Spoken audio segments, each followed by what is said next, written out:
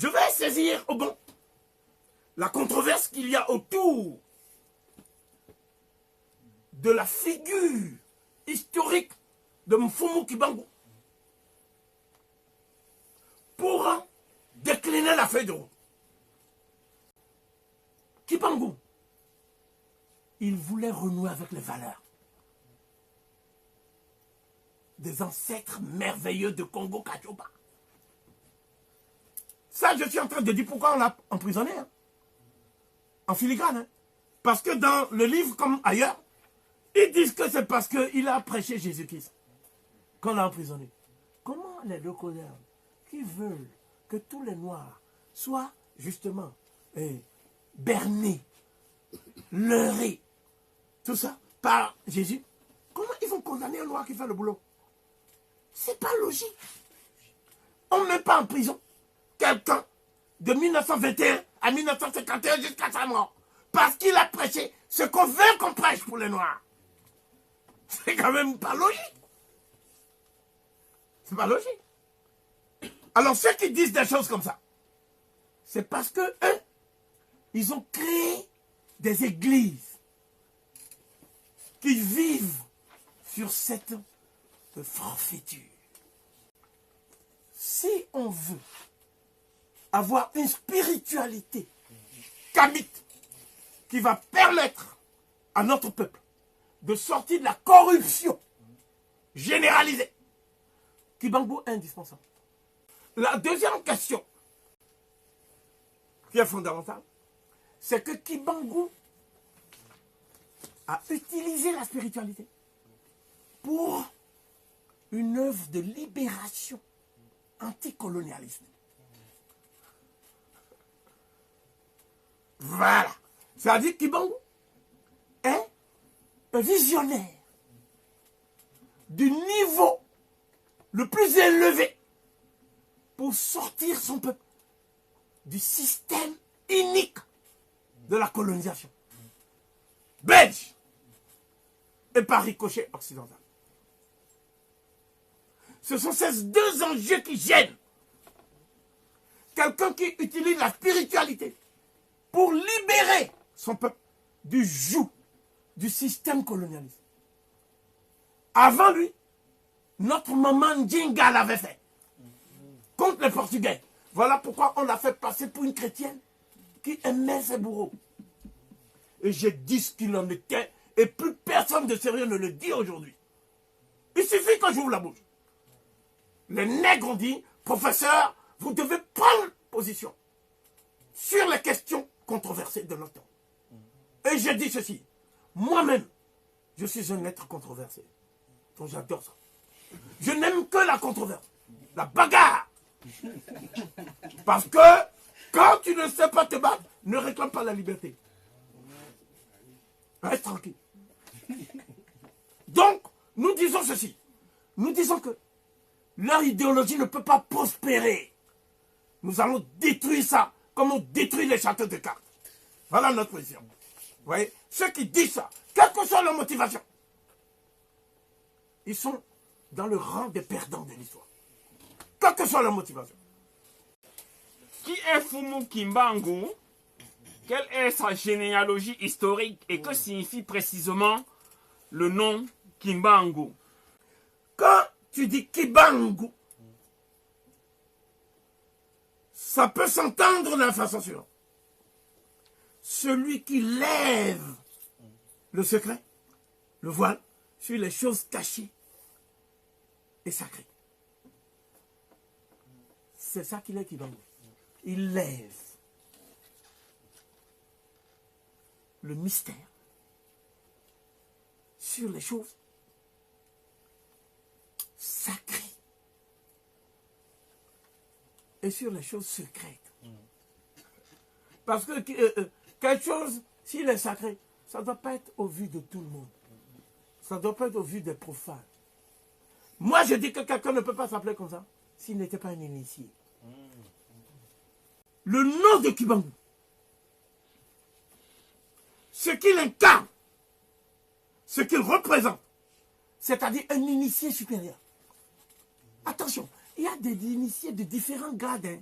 C'est ça que la franc-maçonnerie a inventé. En disant 22e grade, 23e grade. Non, non, non, non, non. Et ils n'ont pas de grade. Eux, ce sont tout simplement des spécialistes de la contrefaçon. Et une association de malfaiteurs. Le problème de fond, c'est que Kibangu, l'ennemi a récupéré son nom. Et en a fait un auxiliaire de l'œuvre de destruction du peuple noir, de la civilisation Congo. Au sens où un auteur disait « The Destruction of Black Civilization ». On a fait un live. Ouais. Et le blanc est spécialiste de la récupération de nos héros pour en faire des auxiliaires de la destruction de leur propre peuple. Parce qu'ils ne sont plus là pour se défendre. Mais en fait, ils sont là.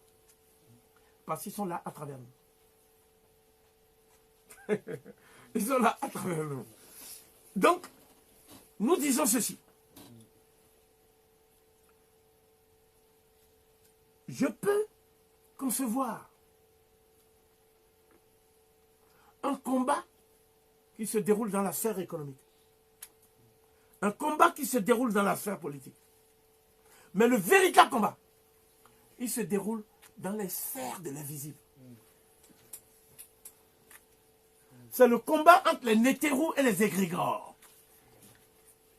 C'est dans les sphères de l'invisible. C'est à ce niveau que Kibangu a mené ce combat.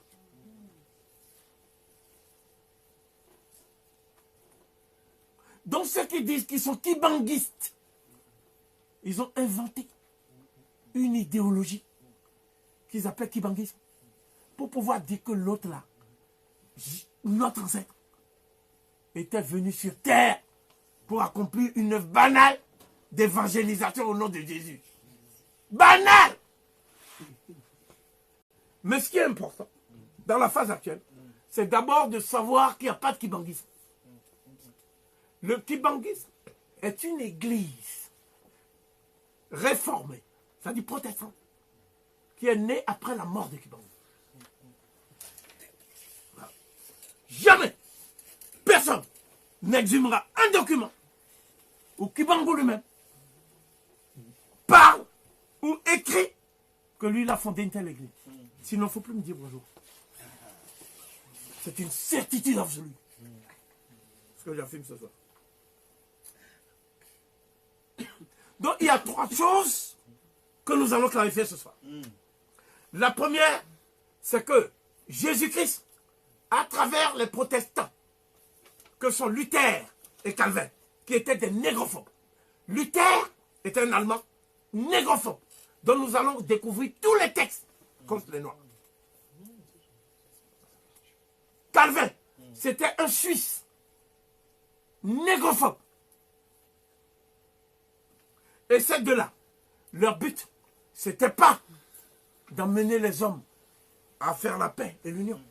Leur but, c'était d'avoir un groupe qui investisse pour avoir de l'argent. C'est Max Weber qui a écrit L'éthique des protestants, c'est le capitalisme.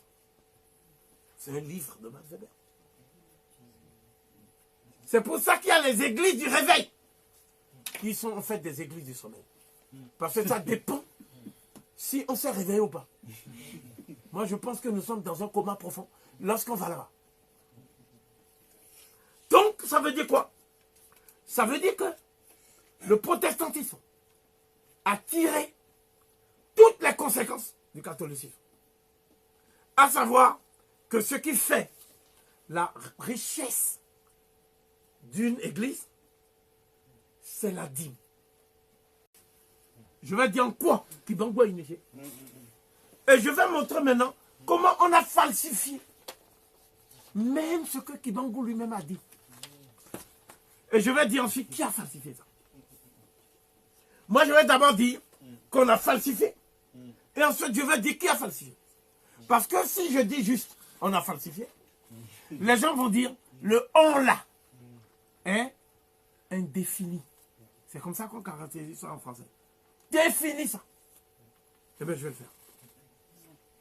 Voilà, Kofi va le faire ce soir. Alors, ok. Bon, donc, la première chose qui est importante, que vous devez retenir en ce qui vous concerne, c'est que Kibangu était un initié supérieur du Kintuadi. Le Kintuadi. Bon, le Kintuadi, c'est un sanctuaire du haut savoir. Un sanctuaire du haut savoir. Donc ceux qui sont dans le Kintuadi, ce ne sont pas des gens qui disent qu'ils ont une foi aveugle en Jésus ou en quoi que ce soit. Ce sont des gens qui mettent en avant le primat de la connaissance et de la science. Le Kintuadi, c'est un sanctuaire du haut savoir afin d'utiliser la science comme moyen de connaître les lois de l'univers et de vivre en harmonie avec l'univers. C'est ça le Kintuadi. Kintuadi.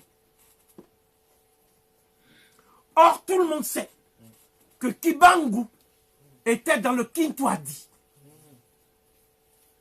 Il y a des gens, même ils ont emmené un vieux qui est décédé maintenant. Il était compagnon de Lumumba. Et il a vu Kibangu. Il avait 6 ans. Et son père était avec Kibangu.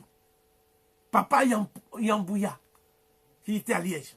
Ils l'ont emmené pour dire qu'il faut faire taire Kofi. Et à l'issue de la discussion, le papa a dit que le Kofi que tu parles là, hein? Non seulement il ne faut pas le faire taire, mais il faut faire en sorte que son message soit partout en Afrique. Parce que si vous le faites taire, hein, vous allez empêcher que les choses cachées ne soient révélées au peuple qui veut se battre pour sortir de l'esclavage. Le papa a dit, je ne serai jamais complice de ceux qui veulent l'esclavage. Voilà pourquoi je dis que Kofi, il y a même les photos. Ce papa-là, le jour où j'ai appris son décès, j'étais très malheureux. Mais lui-même m'avait dit. Adéito peut le dire.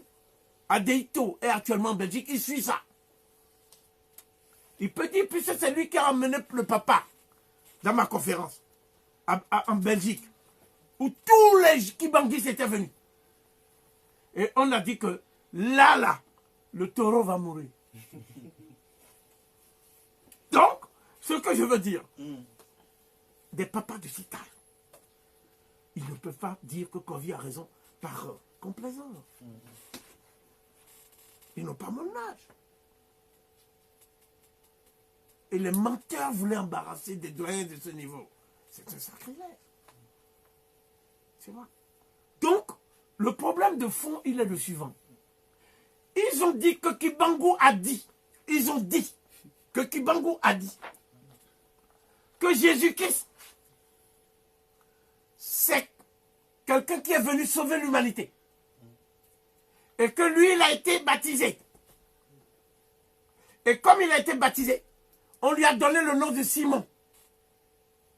Mais qui lui a donné ce nom de Simon? On ne sait pas.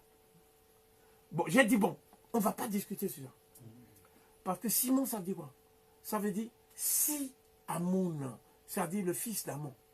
Donc ils ont dit, on arrête ça. Parce qu'il va révéler encore d'autres choses. Donc j'ai dit, même si on l'avait baptisé, le nom qu'on lui a donné, c'est le nom du Dieu des 16 ancêtres. On le dit. Bon, donc, oui. Donc, il y a un monsieur là-bas qui fait des commentaires, dire ça c'est super. Là. Mais dans super, il y a aussi superlatif. Les superlatifs nous manquent ce soir. Donc, ce que je veux dire, c'est ceci. Kibangu, il était un initié supérieur dans le Kintuadi. Mais, lorsque tu es investi d'une mission divine pour sauver ton peuple, ça s'appelle la rédemption. Et ceux qui sont investis de la mission d'être des rédempteurs, il se retrouve dans le Ngunza. Ngunza. Ngunza. Tu comprends? Ngunza. Donc ça là, c'est pas l'église. Hein. Attends, doucement. Moi, je suis en mesure de dire ça. Parce que un aîné m'a dit, toi, tu es sur le chemin de la vérité. Donc je vais te donner un document. Et il m'a invité. Et il m'a donné un document en Kikongo. Que j'ai. Il m'a dit, ce document, c'est le document de la controverse. Parce que on dit que le 10 septembre 1921, Kibangu a fait un message prophétique. Et le vieux m'a dit, voici ce qu'on écrit en disant, voici le message. Donc dedans on dit que Jésus-Christ, Kibangu a dit ceci. Il m'a dit, voici maintenant ce que Kibangu lui-même a dit. Voici le message que Kibangu a dit. C'est ça que je vais lire publiquement maintenant. Je vais lire ça au nom de tous les nègres. Donc, nous on appelle ça le message divin de l'initié supérieur, Kibangu, celui qui révèle, qui lève le voile sur les secrets et sur les mystères de la création de l'univers. C'est ça qu'il est, lui. Kibangu, que tu vois. Donc, le 10 septembre 1921, voici la phrase, voici ce qu'il a dit. Que la lumière du grand esprit soit sur vous, mes frères. Moi, je dis mes confrères, parce que c'est une confrérie. Ok? Car il est venu. Il, c'est lui. Il parle de lui à la troisième heure. Car il est venu comme le soleil noir qui va libérer l'éclat de la vérité afin de nous prémunir contre les dangers que les esprits de la nuit, comme moi je dis les esprits des ténèbres, projettent de nous envoyer. Un danger imminent. Sachez que le temps de me livrer aux forces de l'iniquité est arrivé. Sachez qu'avec ma reddition débutera une ère terrifiante de persécution inqualifiable et indicible. Le nouveau-né sera privé de lait. La mère sera violentée et souillée dans son intimité. Le vieillard sera brutalisé et humilié. La faim et la disette rôderont dans nos maisons. Le mensonge triomphera et se propagera au grand jour. Les aigris et les traîtres exhiberont les trophées de leur forfaiture. Et aucun de vous ne sera épargné. Le grand esprit tout-puissant, Nzambi Ampungu, ne vous abandonnera jamais dans l'épreuve et la tourmente infligée par les esprits des ténèbres. Sachez aussi que les forces de l'iniquité vont plonger ma propre personne dans un long et profond silence, sans jamais parvenir toutefois à anéantir l'œuvre de rédemption accomplie par l'envoyé du grand esprit tout-puissant, Ntumwa Ya Nzambi Ampungu. Car il est venu pour délivrer les nations de Congo-Katioba. Donc c'est qui Kibangu? Il le dit lui-même.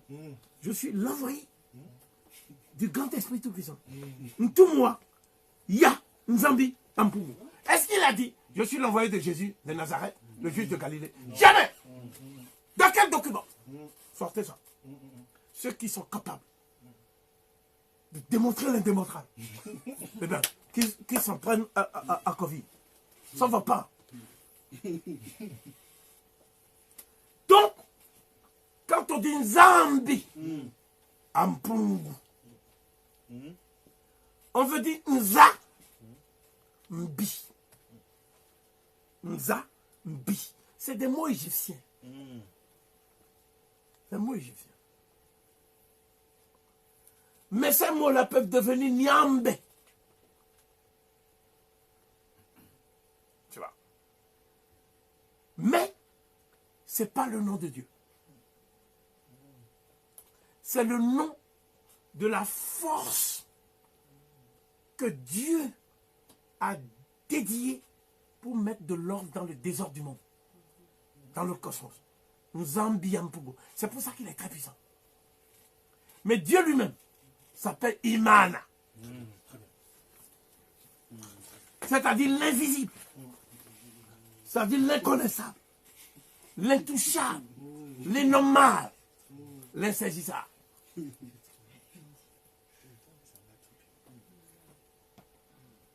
Nzambi Ampugo. Donc nos ennemis ont cru que le nom de Dieu c'est Nzambi. Voilà pourquoi ils ont dit zombie.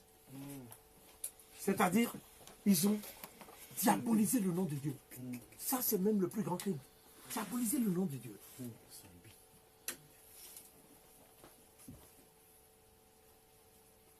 On appelle ça un démiurge. C'est-à-dire un être suprême qui met de l'ordre dans le désordre du cosmos. Les animaux doivent être à leur place. Les animaux ne doivent pas dormir dans nos lits.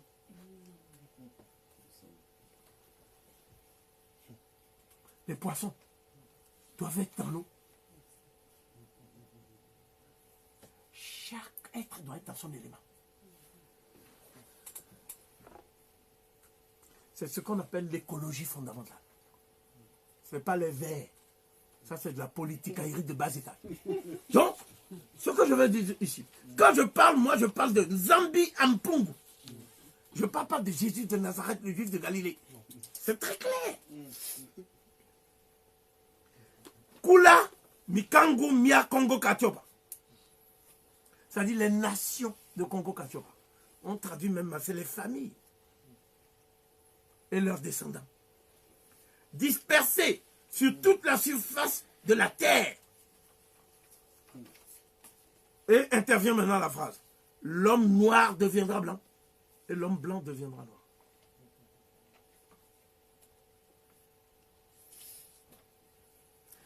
L'homme noir deviendra blanc. Ça veut dire que l'homme noir va mourir à lui-même. Parce que le blanc, c'est la couleur de la mort. C'est la couleur de la mort. Et il va ressusciter. En fait, la part du blanc en lui doit mourir. Pour qu'il ressuscite de nouveau comme un Bantou Kam.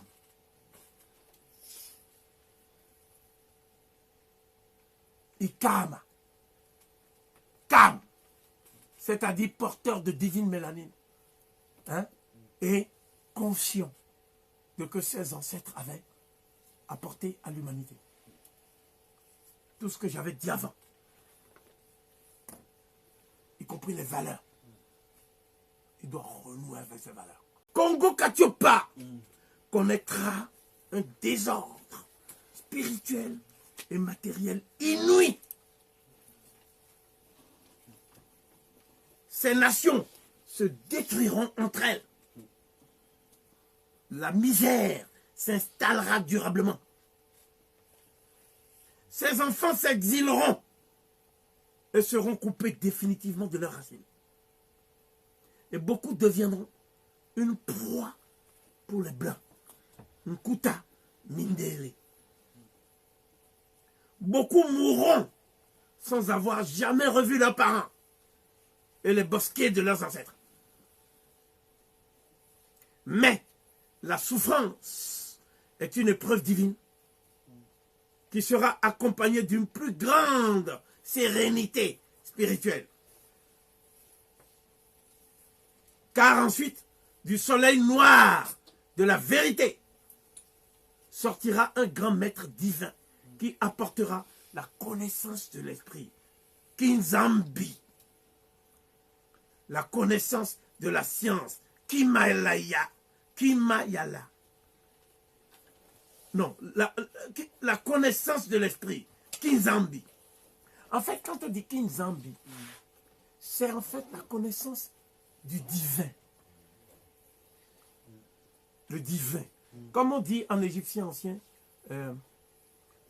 Rekneter. La connaissance du Dieu. C'est ça qu'on dit pour dire, en fait, la science. Non, l'initiation. Tu vois. La connaissance de la science, Kimazayou. Et la connaissance du pouvoir, Kimayala. Alors, ça dit, l'initiation. C'est ce qui t'ouvre le chemin de la maths. Et où toi-même tu découvres les secrets. Mais il faut aller aussi vers le chemin de Séchak. C'est la connaissance par la science. Et il faut ensuite aller vers le chemin d'Horus. La connaissance par le pouvoir. L'envoyé du grand esprit tout-puissant reviendra alors parmi vous, pendant que les forces de l'iniquité le croiront à jamais mort. Il renaîtra pour incarner le grand esprit tout-puissant et pour laver l'humiliation infligée aux nations de Congo-Katiopa par les esprits des ténèbres. Car nulle nation sur cette terre n'a été autant humiliée que les nations de Congo-Katiopa et leurs descendants sur la terre.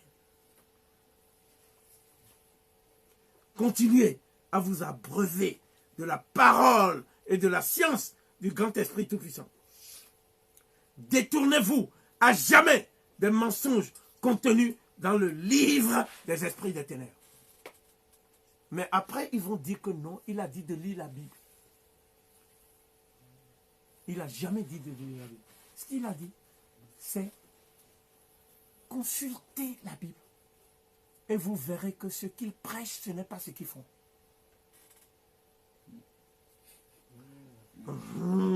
La Bible est le livre des hypocrites. C'est-à-dire des gens qui disent ce qu'ils ne font pas. Et font ce qu'ils ne disent pas. Des gens qui pensent ce qu'ils ne disent pas. Et qui disent ce qu'ils ne pensent pas. Ça, c'est très mauvais. Tu comprends? Donc, quand il dit détournez-vous des mensonges contenus dans le livre des esprits de la nuit. Quelqu'un qui dit ça, le livre des esprits de la nuit, au procès dont je vais parler plus tard, on lui a reproché d'avoir dit que c'est la Bible. Donc il ne peut pas avoir dit ça de la Bible et être pour Jésus. Non, c'est des questions logiques, il ne faut pas même embarrasser comme ça. C'est des questions logiques.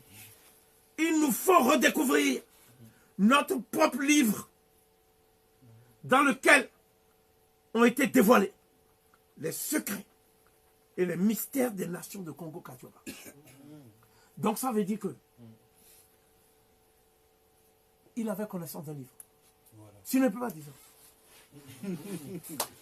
Vous comprenez? C'est pas possible. Parce qu'il n'a pas dit, il nous faut inventer un livre. Il a dit, il nous faut redécouvrir.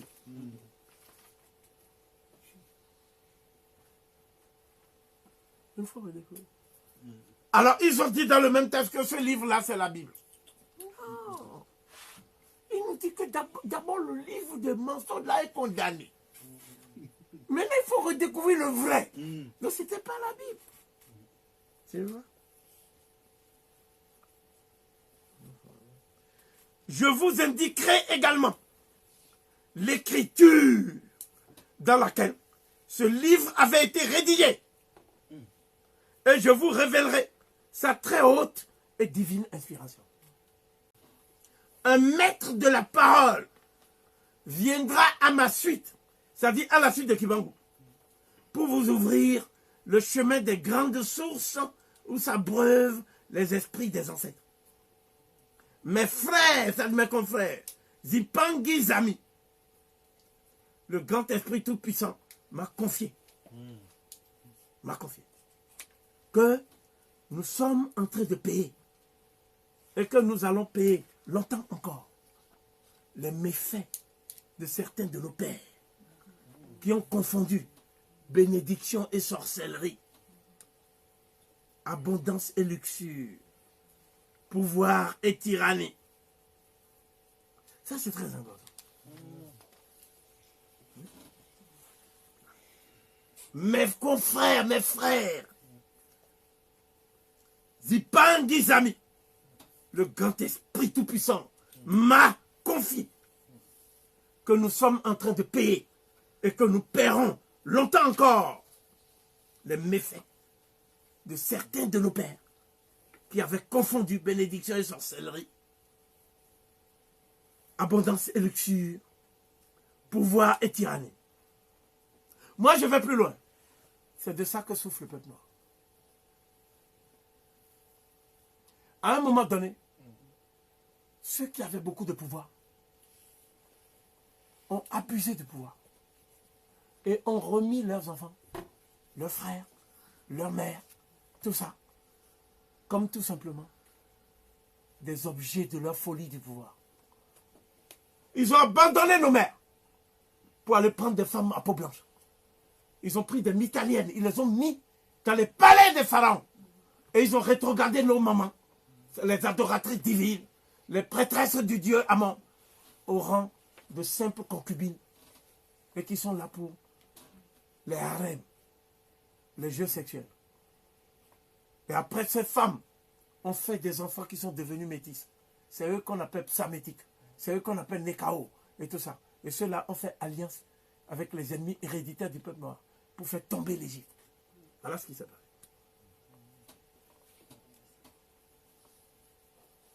Toutes les nations du monde proviennent d'une seule et unique souche. Toutes les nations du monde proviennent d'une seule et unique souche.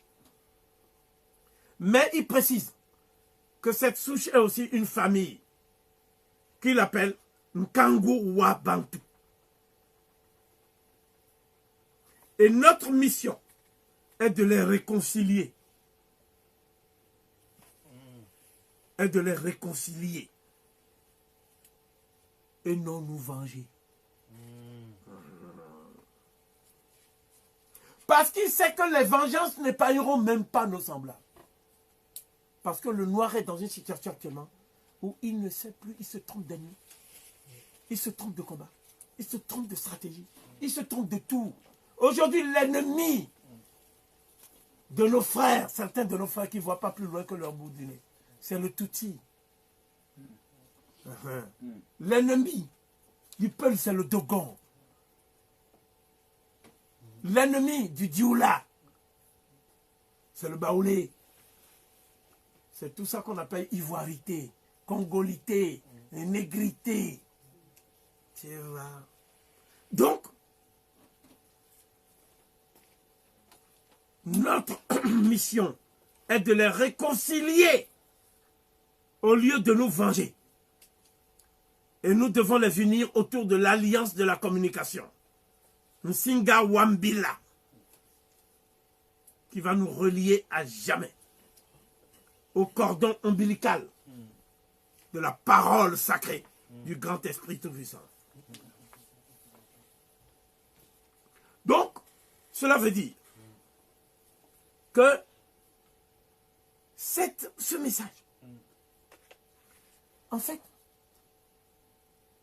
ce que beaucoup de gens ne savent pas, c'est que c'est un message qui fait écho à des textes égyptiens. Oui, de la cosmogonie de Kéménou. C'est les textes ce qui veut dire ceci. Et je vais finir sur ça.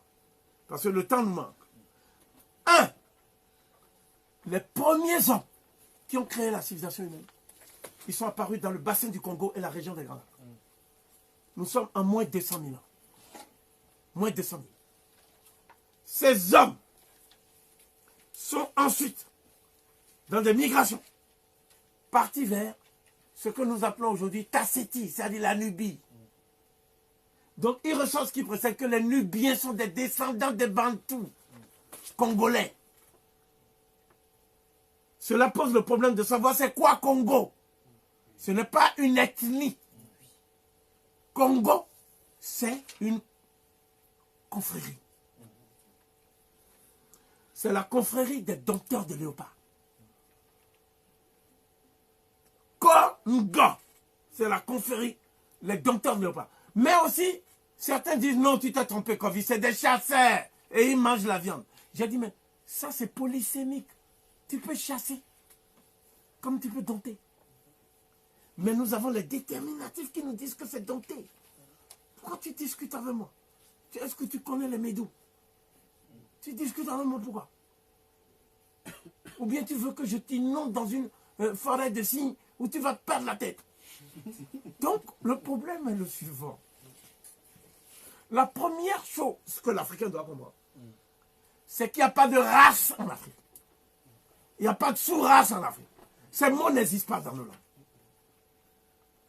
Nous, on a des familles, des clans matrilinéaires, on a des lignages, mais on n'a pas de race. Donc il n'y a pas de race bantou. C'est les Blancs qui ont inventé ça. Les Blacks, les Philipson, c'est eux qui ont inventé ça. La bantoologie. Donc la question centrale est celle-ci. Est-ce que oui ou non, nous sommes en capacité de comprendre le message de Kibangu? Pour comprendre le message de Kibangu, il faut comprendre que durant la préhistoire, des populations venues du bassin du Congo ont irradié la vallée du Nil et sont partis créer les merveilles que vous appelez la civilisation égyptienne. Parce que ce qu'on appelle les anciens Égyptiens sont les descendants des Nubiens qui eux-mêmes descendent des populations. C'est clair. Maintenant, qui a fait le royaume du Congo? Il ne faut pas confondre Congo-Katiopa, qui est en fait le berceau de toute la race noire. Katiopa, ce n'est pas l'Éthiopie. Katiopa, c'est là où ton K est apaisé. Karoutepu. Ce n'est pas l'Éthiopie. C'est là où ton K trouve son apaisement.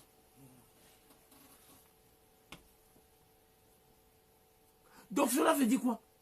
Cela veut dire que lorsque nous avons cette vision, ce n'est pas la peine de dire qu'il faut opposer l'Égypte au Congo. Le Congo, c'est la matrice. D'où l'Égypte sort. Vous comprenez? Et à partir de là maintenant, ce qu'on appelle maintenant le royaume du Congo, ça a été fondé par des populations qui vivaient déjà aux sources du Nil. C'est pour ça que tous ceux qui connaissent le Nguza savent que les grands initiés du Nguza vous disent que c'est le sanctuaire de Kéménou en Égypte qui est à l'origine de ça. Tu vois, non? Donc, ce que je veux dire pour aller vite, parce qu'on n'a pas le temps, oui, c'est que tout ce que vous pouvez dire sur le Nguza, c'est quelque chose que vous avez dans les textes pharaoniques que vous ne savez pas lire. Donc, vous refusez même de lire. Vous dites qu'on ne veut pas apprendre l'étude de Cheikh Anta Diop et tout. Donc, ce que je veux dire ici, c'est que moi j'affirme, maintenant c'est moi qui parle, que Mfumu Kibangu n'a jamais défendu Jésus-Christ et le catholicisme jusqu'à sa mort. On m'a dit, oui, mais Kofi, il a été baptisé. J'ai dit, oui, mais le nom même que tu donnes veut dire qu'il est le fils d'Amon. Donc c'est un drôle de baptême. Simon. Donc, je vais donner 5 preuves. Comme quoi il n'a jamais parler du Jésus-Christ. En tout cas, il n'en a pas fait l'apologie. Il en a parlé pour dire que dans ce livre-là, les hypocrites disent et font le contraire de ce qu'ils sont. Donc, ils coupent les mains des gens. Ils torturent les gens. Ils coupent le sexe des gens. Ils violent les femmes, notamment les petites filles de 10 ans. Et Kibangu a vu tout ça, il a dit. Comment nous le savons? Dans un livre qui s'intitule « Histoire de Simon Kibangu, prophète », d'après les écrivains Mfinangani et Nzungu. Deux écrivains, Mfinangani et Nzungu. Tu vois, ce livre est d'une importance capitale. Parce que ce livre explique à partir de quel moment on a commencé à dire que Simon Kibangu a créé une église. Et qui a commencé à dire qu'il a créé une église? Des Blancs qui avaient pris en otage deux de ses fils. Qui ont formé ses fils à leur idéologie protestante. Et on dit à ses fils de dire, je dis bien, on dit à ses fils de dire, et je vais montrer le document dans lequel ils ont dit à ses fils de dire, même la vidéo, je l'ai publiée sur ma page, où son fils dit que son père était dans le Kintwadi.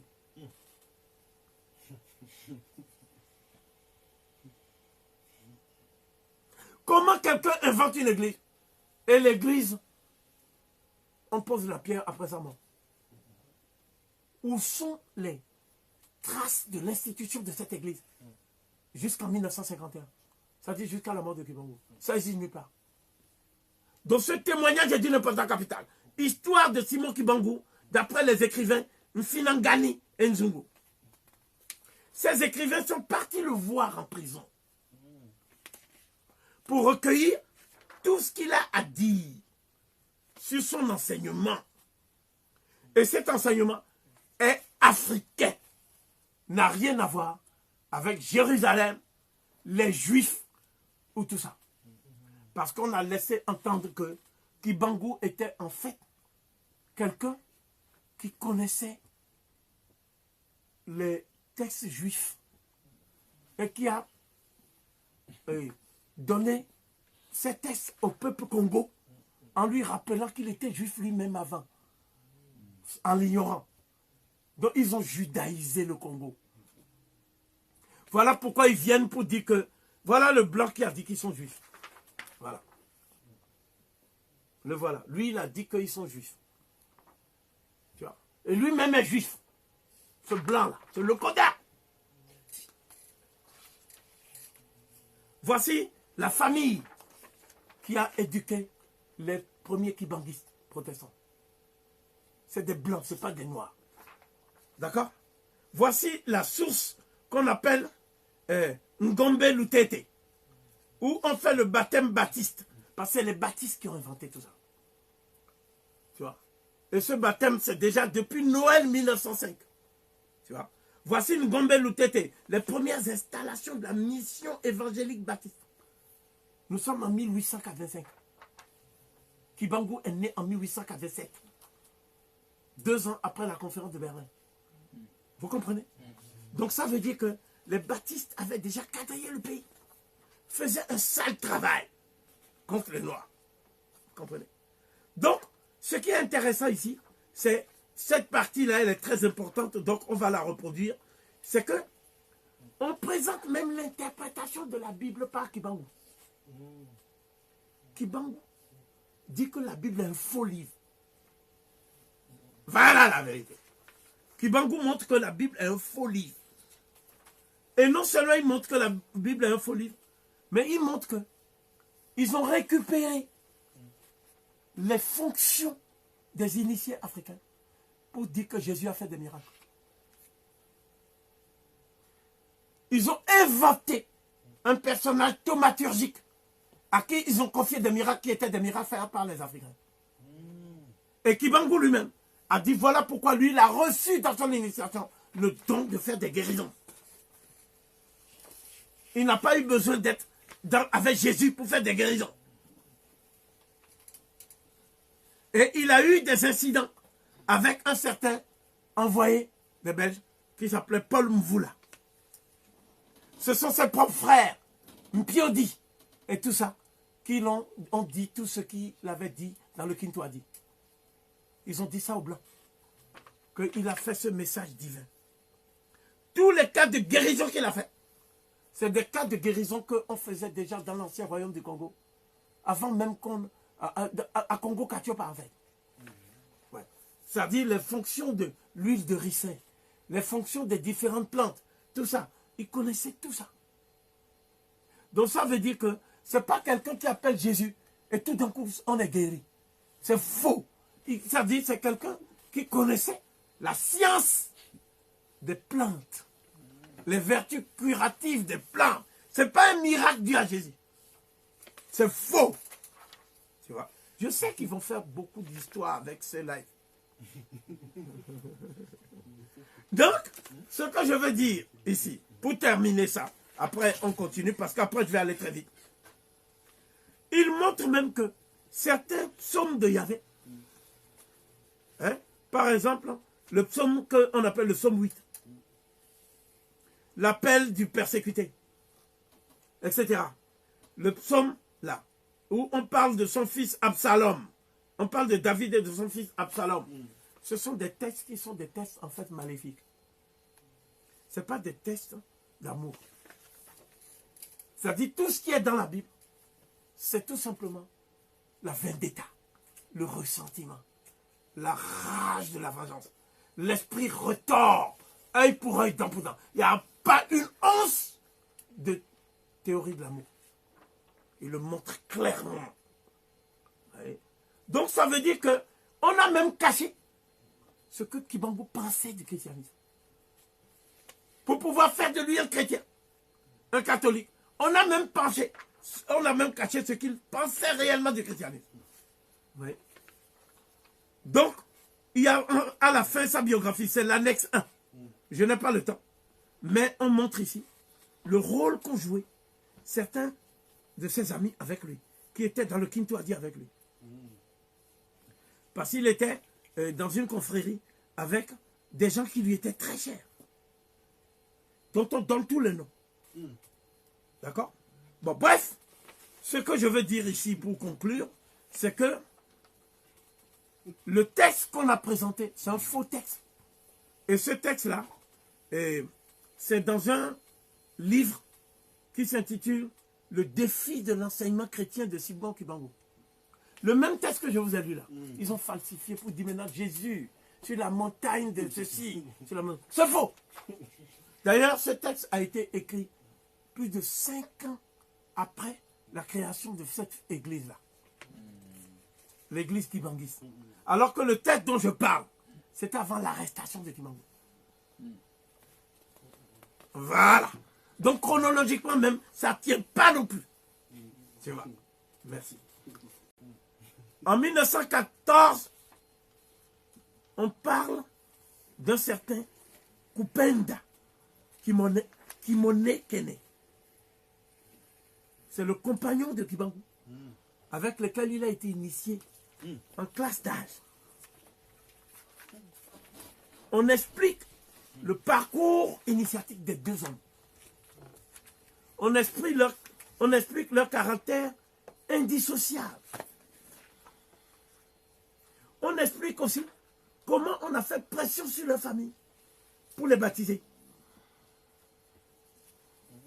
Kibangu a été baptisé par le diacre Koussadanga le dimanche 4 juillet 1915 avec Mwilu Kiawanga Nzitani. Mais ce qu'on ne sait pas, c'est que le baptême qu'on leur a fait, ils ont ressenti ça comme une souillure. Parce que eux, ils ont été initiés dans une rivière, qui est la rivière tombée. Ils ont fait ce qu'on appelle l'immersion, le baptême par immersion, que les Noirs faisaient. Donc les Noirs, quand ils sont initiés, ils sont toujours initiés auprès d'une source, d'une rivière ou d'un lac. Parce qu'ils sortent du Noun. Ils sortent du Noun. Ils sortent purifiés du Noun. Donc les rites même du baptême ancestral africain. C'est ça que ces gens-là faisaient. Et les nomades, eux, ils n'aiment pas se laver. Ils prennent de l'eau et puis vite comme ça. C'est ça qu'ils appellent ablution. Mais lave-toi, puis c'est ça, mauvais Abraham. Il y a le Jourdain. Pourquoi tu te laves? Pourquoi tu attends qu'il pleuve? Lave-toi. Parce que Dieu n'aime pas les odeurs. Dieu, il est comme Chirac. Il n'aime pas le bruit et les odeurs. Donc, ce que je veux dire ici, c'est que l'auteur, tout en voulant démontrer le contraire, pour faire plaisir à ses mentors qu'il a cités, il apporte de l'eau au moulin de l'autel en apportant des éléments massifs sur l'initiation de Kibango. Parce que même si tu veux mentir, les ancêtres disent non, dis la vérité. Donc tu mens en disant la vérité. Lui, il n'a pas menti, attention. Hein. Oh, lui, il ne peut pas mentir. Donc, il y a même les chefs qui étaient en contact avec l'administration des Belges. Et qui appelaient Kibango pour qu'ils viennent leur parler. Après, ils rapportaient. Le dimanche 11 septembre 1921, Kibango est parti rencontrer le chef médaillé. Quand on dit médaille, c'est qu'on lui a donné la médaille. Lutunu Ndolumingu, Ngombe Matadi, où une prière d'action de grâce était prononcée. Il se rendit ensuite de là à Nkondo, le village du chef médaillé Mpiodi, qui était absent. Il s'était sans doute rendu à Nzundu aussi, auprès de l'administration, pour trahir Kibango, en annonçant les prêches de Kibango dans le Kintwadi. Mpiodi a trahi. Tous ces gens-là, ils donnent les références de ceux qui ont trahi. Page 68 et suivant. Donc, c'est vraiment un ouvrage très très important. Et qui permet d'avoir au moins ce qu'on appelle les faits, l'enchaînement des faits. Voilà. Il faut les faits. Parce qu'on ne peut pas travailler sans les documents, sans les sources. Nous ne travaillons pas sur des bases mystiques. Je ne suis pas spécialiste de l'ésotérisme. Moi, je suis historien, accessoirement négro-thérapeute. Donc, nous sommes là pour le peuple noir. Nous ne sommes pas là pour mentir sur la base de dogmes qui n'ont aucun sens, comme le Saint-Esprit. Kibango vénérait sa mère.